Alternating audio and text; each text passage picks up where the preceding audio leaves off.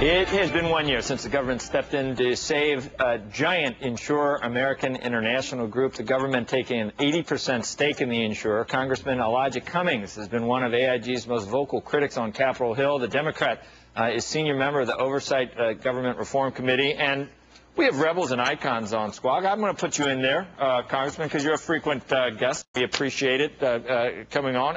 At least the stock has shown some signs of life. We have to look at that, I guess, as somewhat of a positive since we own it, right? I think that's a good thing. I mean, we saw where AIG was a year ago, and it's no question that because of $180 billion of government funds, that AIG not only was able to stay alive, but now seems to be moving on a course of profitability. And so that's a good thing. You're glad Liddy's gone? Yeah, I thought that Mr. Liddy was not always forthright with me or members of the Congress, and that really concerned me.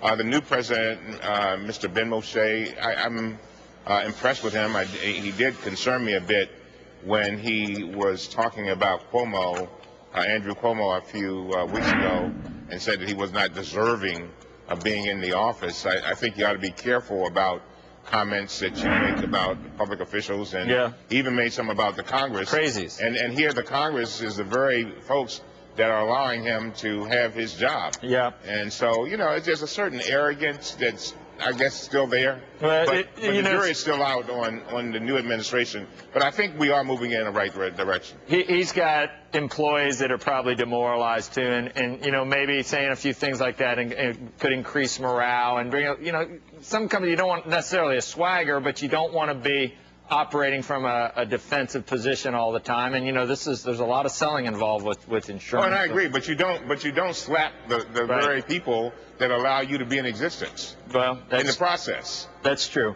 Yeah, that's concerning. Congressman, in the Journal today, there's a kind of a troubling piece, a Dennis Berman article about one of the crown jewels, and that's the airplane leasing business of AIG. That's very troubling, though, that this something's going to have to be done. Did you get a chance to look at this and comment on what do you think the right action is here?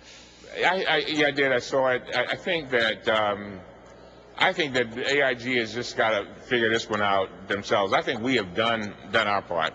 The $180 billion, that's a lot of money.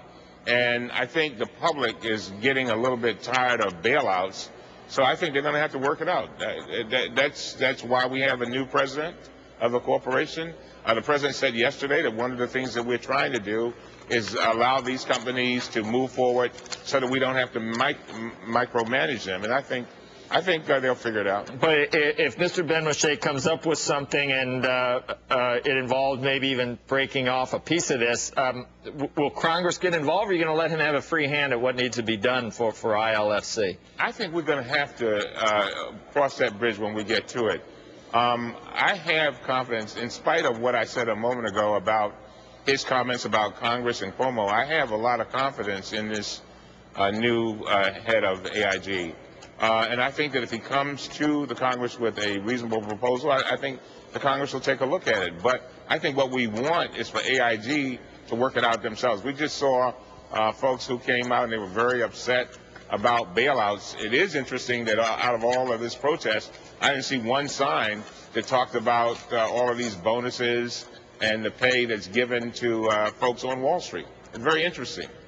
Congressman, one of the problems, I guess one of the many problems, is that there hasn't been consistency in leadership of the company.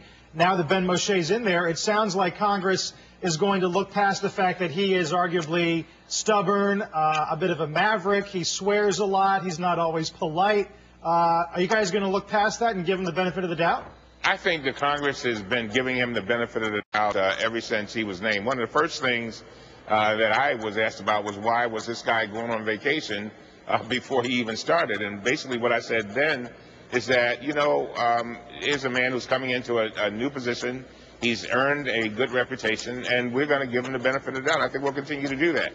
But at the same time, he's got to learn some PR. He needs to bring in his PR firms. They had 3 of them the last time I counted, and they need to teach him a little bit about PR. And one of the things is that you don't bite off the hand and slap the face of the very folk who are providing you with the opportunity to be where you are. Congressman, thank you. We got to end it there. Appreciate your time today. Thank you. Okay, see you later. When we come back, we'll talk to